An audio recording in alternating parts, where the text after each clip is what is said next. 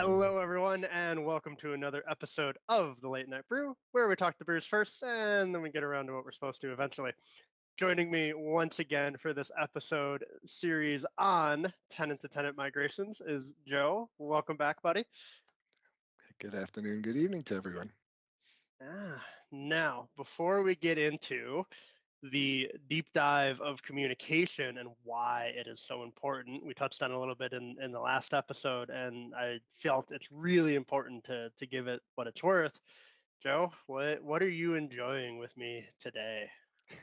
Today, believe it or not, I'm drinking I know it sounds weird, Diet A&W, but it is the one actual diet soda that my wife and I found that actually tastes as close to the real thing as you can possibly get. So it's the one that I'm not a big diet soda fan. I'm usually a big soda fan in general, but it's good. It's real good. Yeah, I two anecdotes on root beer. The main one though is Europeans, root beer is typically the flavor of their medicine, so they think we're hmm absolutely insane for hmm for drinking root beer intentionally. Huh, how interesting. Yeah, they're like, why would you drink medicine? Like, ugh. Um, Americans are crazy for a lot of reasons. With me, actually, I have a local Arizona brewery, Barrio Hipster Hazy IPA. I don't know if it comes across, but Mm-hmm. it's got a little hipster mustache and beard Ah, and part of the label. It's quite a good one. It's wheat beer, more mhm, wheat. It tastes more like a wheat than it does an IPA, so mhm. it's a good one in my Yeah, opinion. it's good. If I was going to drink a beer, it'd be a wheat beer. Mhm, Yeah, yeah, I'm a huge fan, and citrus mhm, season, at least at the mhm, time of recording, is coming, and I love the mhm. Hefeweizens with Oh juice. yeah. Oh, Hmm. so good. Yeah. Oh, so I good. agree. Anyway, we could spend the whole episode talking Mhm. about that. Unfortunately, that's not why they're tuning in. Why is communication so important during a tenant-to-tenant migration? Mhm. Great question. Yeah. No, it is absolutely critical that the end user does not experience any surprises, right? I mean, we know it's a migration, we know that we have to do things like touch the endpoint, right? And so there is going to be some impact to the Right. end user. And so the whole goal of the communications plan is to stay in front of that, from a risk perspective. So making sure that you're communicating often with the end users. Most organizations will develop what they call a T minus plan, Mm, right? So, T minus 30, T minus 15 days, T minus 7 days, and so forth. So it's good. I know in the last episode, we talked a little bit about the ways to communicate through FAQs, internal websites, and intranet, and so on and so forth, making sure the end users have a way to contact support and have a place to go. and the Uh, resources and the resources and available, all of yeah. that. Yep. So, and to supplement that from a communications plan perspective is definitely sort of that T minus plan as well. So give them way out, hey, this is coming, get them fully prepped and ready to go. Because oddly enough, although you might be sending those communications and typically through email, we all know that, usually the click-through rate on email messages like that are extremely low, right? And so you do want to keep messages like that pretty clean and uh, precise. You don't want to put too much information in them. Keep them fairly short, but make sure they have impact. Yep. Yeah. I, hmm I don't know what you're talking about. I read every email that comes into my inbox. Of course, Uh, especially when I, there's an update to the back end systems too, right? yeah, exactly. Yeah, you want to know exactly what's happening.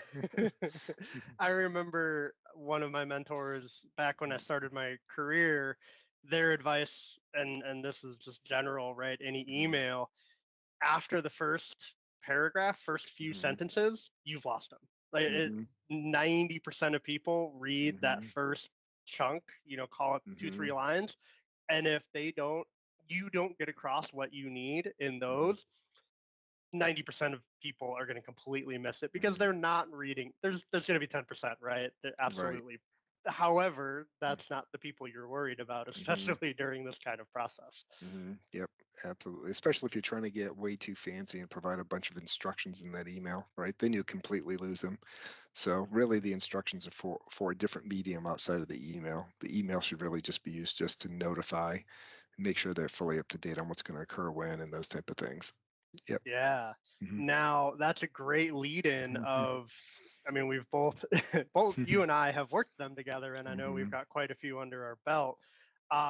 So I know we can both contribute in this question at least. Mhm. What can go wrong? What can miss the mark? I've already alluded to, Mhm. if it's too long, no one's reading it, Mhm. in communicating or communications. Mhm.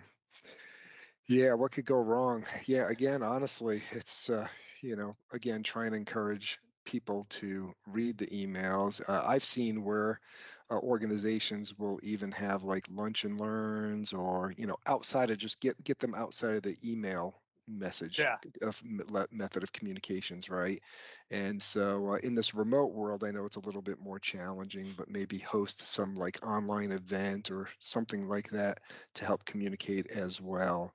A good tactic that I had one customer use, which was, I thought, from a marketing perspective, was fabulous, was everything was geared towards the end user. Like, you asked for this, you wanted. So, you kind of put, and they're all like, oh, great, yeah, I want it. And so it got them a little bit more engaged. So you really do have to find creative ways to get the end users engaged and aware, outside of just us, again, sending just an email.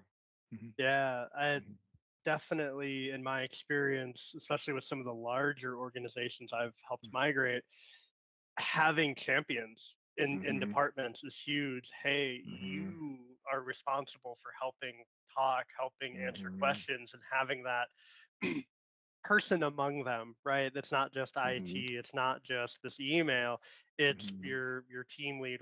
Hey, this is happening. What questions do Mhm. you have? What being that liaison and that Mhm. uh the cheerleader champion, right? Mhm. However you want to call it. Mhm. I have seen wield really, really good results because Mhm. hey, we have someone we can talk to and tap on the shoulder, and Mhm. that's Yeah. valuable.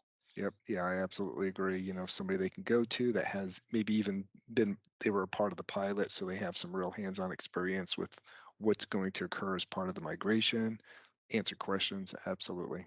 Yep. Totally Yeah. agree.